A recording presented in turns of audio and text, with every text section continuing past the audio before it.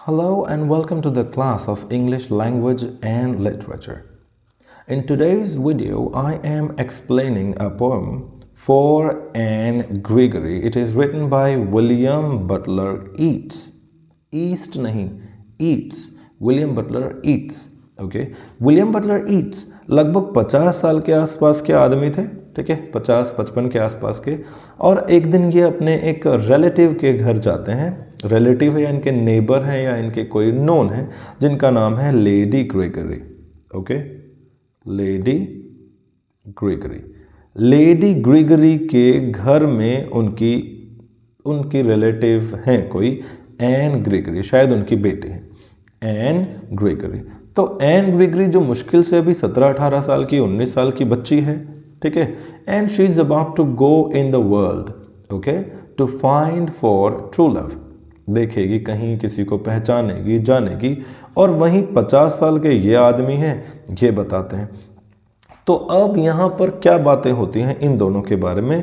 For Anne Gregory मतलब N Gregory के लिए या एन ग्रेगरी के हिसाब से, या अच्छा ANNE एनी नहीं है, एन है it is, okay.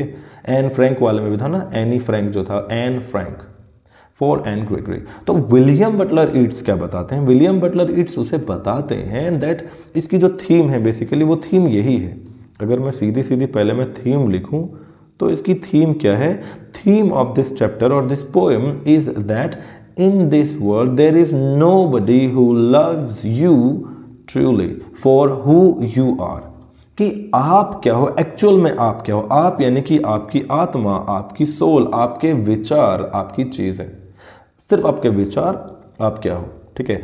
It does not matter how you look, it does not matter how much money you have, it does not matter कि आपके पास कितना धन दौलत पैसा, आपके पास क्या गाड़ी है, कितना आप कमा रहे हो, आपका चेहरा कैसा है, आपके बाल कैसे हैं, it does not matter, he just loves you.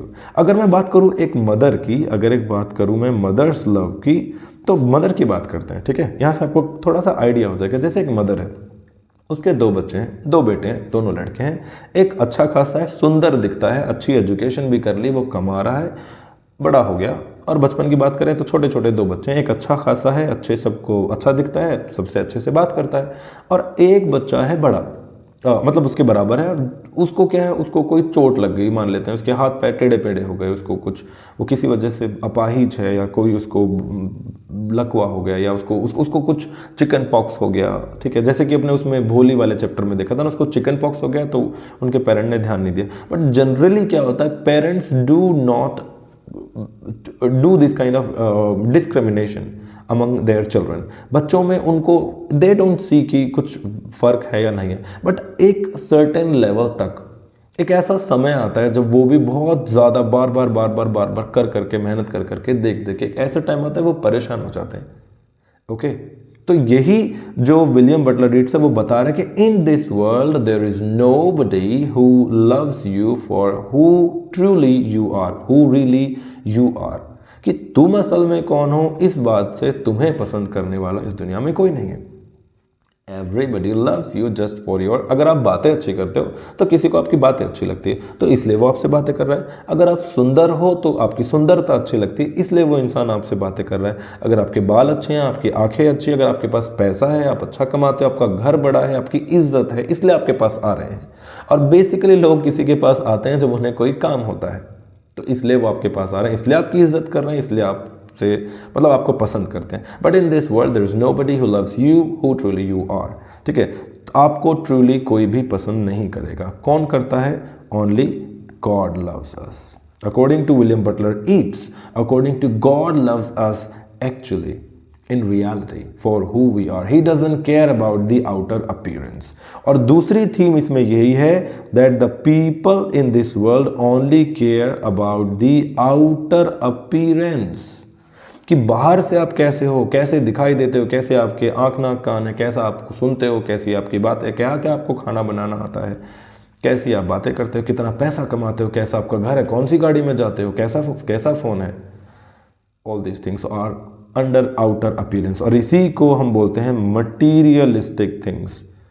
So in this world people are just after, they are just running after materialistic things, they don't care about who you really are।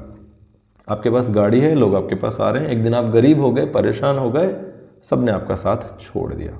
ठीक है, ये थी इसकी theme और यही इसका message, that we should not run after physical और materialistic things, we just take care about our things. And actual में तो कोई बहुत अच्छा मिलेगा ही नहीं, बिकॉज बड़ी बड़ी किताबों में ऐसा लिखा है। तो we should not be worried about कि पीपल कौन आ रहा है, कौन जा रहा है, कैसा आ रहा है।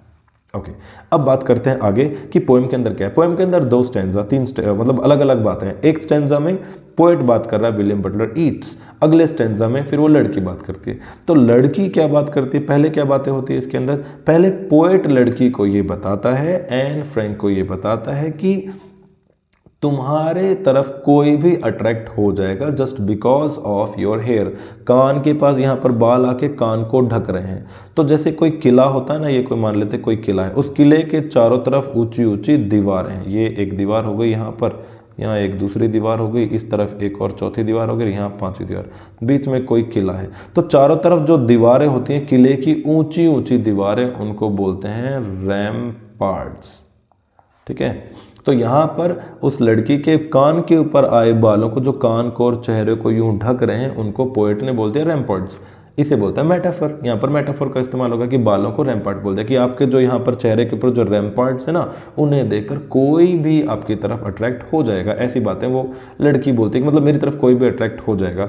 ठीक है, तो पोएट बोलता है कि हाँ, कोई भी तुम्हें देख कर अट्रैक्ट हो जाएगा, but just because of your beautiful hair. तो वो लड़की बोलती है ठीक है, अगर सिर्फ मेरे हेयर की तरफ वो अट्रैक्ट होगा, मेरी आउटर ब्यूटी की तरफ अट्रैक्ट होता है, इसका मतलब वो तो ट्रूली मुझे पसंद नहीं करता कि मैं कौन हूँ। तो मैं क्या करूँगी ना, मैं अपने बालों को कलर चेंज कर लूँगी। मैं इन्हें, जो ये गोल्डन कलर के हैं, अभी हनी कलर्ड हैं, ठीक है, हनी कलर्ड हेयर हैं, मैं इन हनी कलर्ड गोल्डन हेयर को ब्लैक या ब्राउन या कैरेट कर लूँगी। ठीक है, यहाँ पर एक और वर्ड आता है कैरेट। कैरेट का मतलब तो एक सब्जी हो गई, फ्रूट या सब्जी आप बोल सकते हो इसको। तो यहाँ पर कैरेट के कलर के बारे में बात कर रहा है। जहाँ पर कोई नाउन किसी एडजेक्टिव के बारे में बात करती है, वहाँ पर वो नाउन उस एडजेक्टिव के लिए क्या बन जाती है? यहाँ पर एक फिगर ऑफ स्पीच यूज होगी, मेटोनिमी। तो ये मेटोनिमी है। ओके, कैरेट मेटोनिमी हो गया। तो मैं अपने बालों को कैरेट कर लूंगी, ब्राउन कर लूंगी और ब्लैक कर लूंगी, तब तो मैं सुंदर नहीं दिखूंगी। एंड तब अगर मुझे कोई पसंद करेगा तो वो सिर्फ और सिर्फ मेरी मतलब इनर ब्यूटी को देखेगा। He will look how beautiful my soul is, how beautifully I am from inside, from my soul, from my spirit. He would not get attracted towards my beauty. But poet दोबारा बोलता है कि इस दुनिया में ऐसा कोई नहीं है। I read यस्टर night in a scripture. Text का मतलब स्क्रिप्चर, अगेन एक वर्ड है यहाँ पर टेक्स्ट का मतलब एक स्क्रिप्चर होता है, या कोई भी ऐसी किताब जिसमें बहुत बड़ी बड़ी ज्ञान की बातें लिखी हुई हैं। ठीक है, टेक्स्ट का मतलब यहाँ पर स्क्रिप्चर हो गया। स्क्रिप्चर का मतलब वही भाई रामायण महाभारत, ये सारी चीज़ें क्या हैं? स्क्रिप्चर्स हैं। तो मैंने एक टेक्स्ट में पढ़ा है, I read यस्टर night, I read in a text. या फिर मेरे को एक साधु ने बताया है, एक आदमी ने, ए होली मैन, ठीक है, एक saint told me yesternight that he had read in a text, कि उसने एक टेक्स्ट में पढ़ा है कि in this world only God loves you for who you are and there is nobody in this world who loves you. इस दुनिया में कोई भी आपको पसंद नहीं करेगा। ठीक है, जैसे ही आप चेंज हुए वैसे ही उसका रवैया, उसका बिहेवियर, उसका एटीट्यूड चेंज हो जाएगा। सो और गॉड हमेशा सबके लिए बराबर है। He does not change for any reason. Okay, so we have to believe in God, we have to trust in God, and that's all for today's in this lecture. Okay, इसके questions जो हैं बहुत ज़्यादा simple नहीं है, क्योंकि ये थोड़ी philosophical है. This poem is philosophical. In next videos, I'll be explaining philosophical. In the next videos, I'll be explaining the questions and summary in detail. This was just a light. And आजकल के जो question जो आ रहे हैं, last year में जो questions आए थे, उसमें क्या था? कंपैरिजन होता है। अब यहाँ पर ये वाला हो गया मटेरियलिस्टिक थिंग के बारे में। एक और the ball poem by John Berryman. In that poem he is telling that the people are just about materialistic things, they don't care about the pain and sufferings of others, so you have to fight for yourself. और यहाँ पर ये बात हो रही है, यहाँ पर भी वही बात है कि the people are just for your outer appearance, what you have, what materialistic things you have, that's why they are with you. इसीलिए वो आपके पास है। अगर आपके पास कुछ नहीं है बढ़िया माल, आपके पास कोई बढ़िया चीज़ नहीं है, बढ़िया पैसा नहीं है, so there is nobody for you, there is nobody with you, there is nobody beside you.